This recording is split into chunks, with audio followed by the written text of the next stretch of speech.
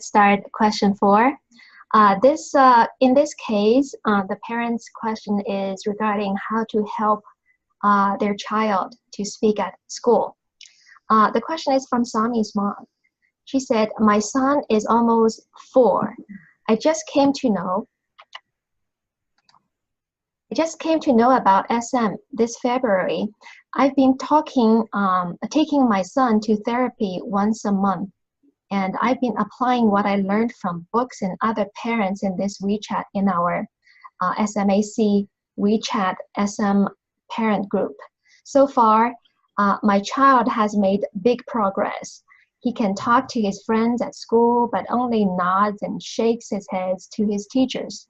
He doesn't directly respond to people he doesn't know well, and depends on me to relay what she wants to say."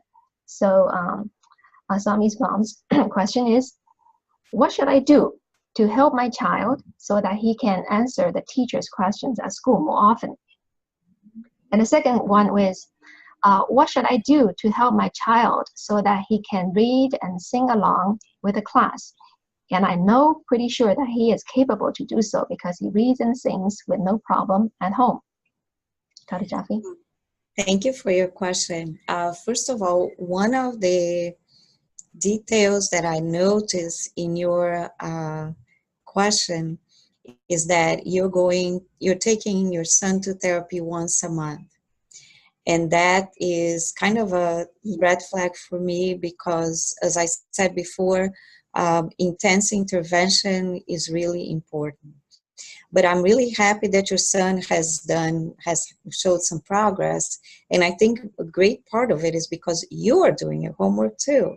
And you are the most important agents of change, the parents, because you're exposing him to all the situations. Still, if you are going to take your son to therapy, it would be best to take, like, suppose you can afford to take your son to 10 sessions for 6 months. Those 10 sessions shouldn't be spread out. They should be together.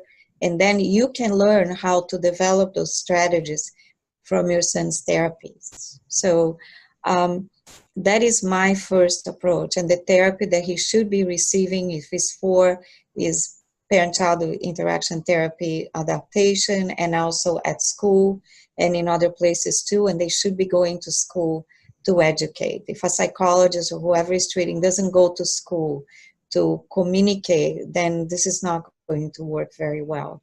It's better to go to school. So I recommend more intervention.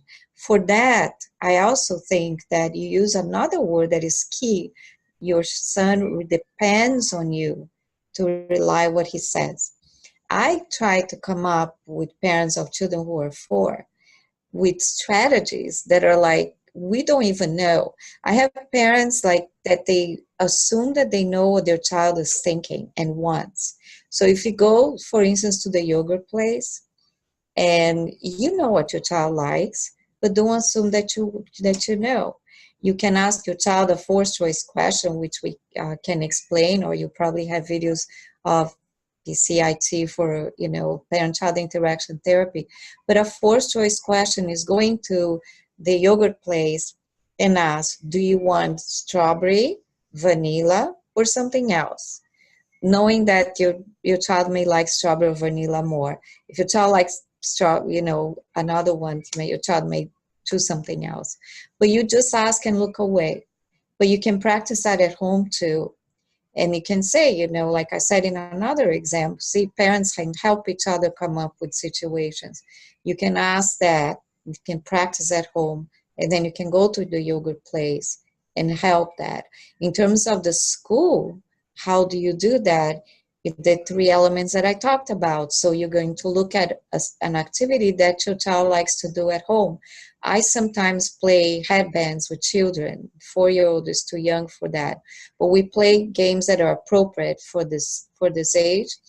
And then if they feel comfortable with that, if I'm the intermediary and not the parent, if I'm the one, then I go to school and I'm playing with the child and the teacher is behind us. And slowly the teacher approaches us. Very slowly. Sometimes it just takes 1 session. Sometimes it takes more than a session. because the minute the child sees the teacher, the child stops playing or talking. But we have to keep going, and we have to still do it. Now, that second example is a very good one. Most children, when they get home, they like talking nonstop. They tell everything that happened. They sing all the songs. They know their ABCs. And the teachers think that they can assess the child. So I recommend making a video of your child singing the songs. First, I always ask the teachers to send videos and see, and the music that they're singing at school in the beginning of the year to the parents, so that they can play in the car and they can play at home and they can play school, and the child is a teacher and the parent is a student, especially if English is a second language, so that the children get used to singing those songs, but not just for parents whose English is children whose English is a second language. But then I would send a video of your child singing, and just the fact that, and then you let the child sit with the teacher and listen to the child singing the song at home. Just exposing your child to the teacher, listening to his voice in front of your son will be a desensitization exercise, and the child will feel more comfortable. We don't want to put it like in a video, like on the wall for all the kids to watch it right away, because that's a flooding experience of anxiety, maybe. But it's important to start with the teacher, and the teacher will hear that and then start sharing with other children, ask another child to come, and then start exposing that way. So we know that your child is capable. Most parents get very upset when the teachers, by the end of the day, they said child cannot be promoted to kindergarten, or we can't assess it, and they have to assess it for the programs. But the parent gets very frustrated, and this is one way to do it. There are certain tasks that the parents cannot do, that the teachers don't allow the parents to assess the child from home. But there are some other things that can be done. But thank you for your question. That was very good. Thank you so much for your thoughtful answer. So helpful.